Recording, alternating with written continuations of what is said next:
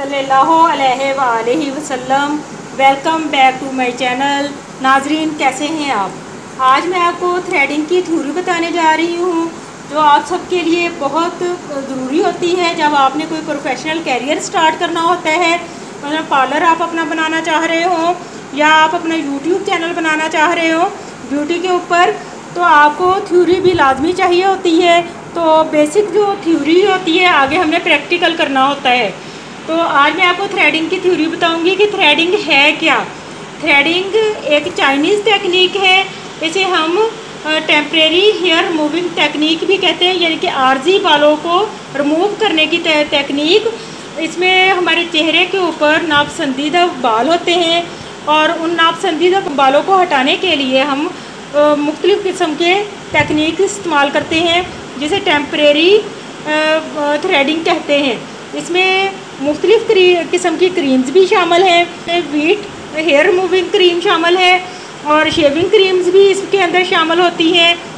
Thread भी इसमें आ जाता है, सिंग भी इसी के अंदर आ जाती है। और आजकल मुख्तलिफ़ किस्म के रेज़र, लेडीज़ रेज़र चले हुए हैं, वो भी इसके टेम्परेरी हेयर रिमूविंग के अंदर आ जाते हैं। फिर क्या थ्रेडिंग का हमें कोई नुकसान है? थ्रेडिंग का हमें कोई नुकसान नहीं होता।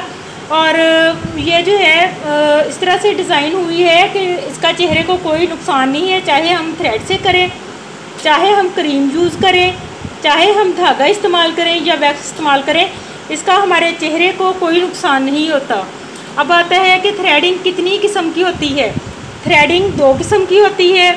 नंबर एक परमानेंट हेयर मूविंग टेक्निक है, नंबर दो है टेम्परेरी हेयर मूविंग टेक्निक है। अब फर्स्ट वाली है परमानेंट। परमानेंट जो है हेयर मूविंग टेक्निक जो है ये महंगी होती है। इसमें बाकायदा हमें किसी क्लिनिक पे जाना पड़ता है, डर्माटोलॉजिस्ट के पास जाना पड़ता है, स्किन स्पेशलिस्ट के पास जाना पड़ता है। चेहरे के ऊपर लेज़र की जो सेटिंग्स है वो अप्लाई करते हैं और उससे जो बाल हैं वो जड़ से ख़त्म हो जाते हैं।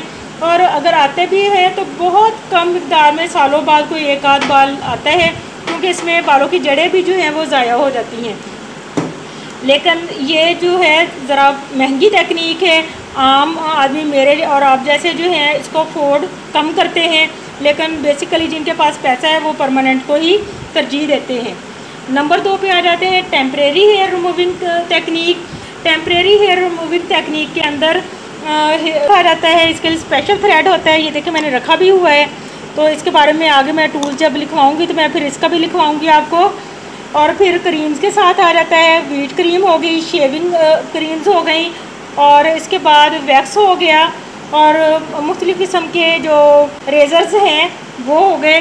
तो वो सारे जो हैं वो टेम्परेरी हेयर रिमूविंग में आते हैं, लेकिन इनके ये सस्ते होते हैं, इनका नुकसान भी कुछ नहीं होता। लेकिन बाल जो है हफ्ता डेढ़ हफ्ता बाद जो है हमारे चेहरे पर दोबारा वापस आ जाते हैं। अब जी नेक्स्ट क्वेश्चन है कि थ्रेडिंग होती कहाँ पर है। ये सबसे अहम है। थ्रेडिंग जो है हम अपने चेहरे पर अपर लिप्स पर करते हैं, और फिर उसके बाद आ जाता है फॉरहेड। फॉरहेड पे हम जो है हेयर रिमूव करते हैं। आईब्रोज हम जो है बनवाते हैं। फिर है हमारा चिन एरिया, वहाँ पे भी थ्रेडिंग होती है। फिर है साइड ब्लॉक्स, तो वहाँ पर भी हम जो है थ्रेडिंग करते हैं। यानी कि 5 चेहरे के पार्ट्स हैं जिन पर हम थ्रेडिंग करते हैं। अपर लिप्स, फॉरहेड, आईब्रोज, चिन एरिया, साइड ब्लॉक्स।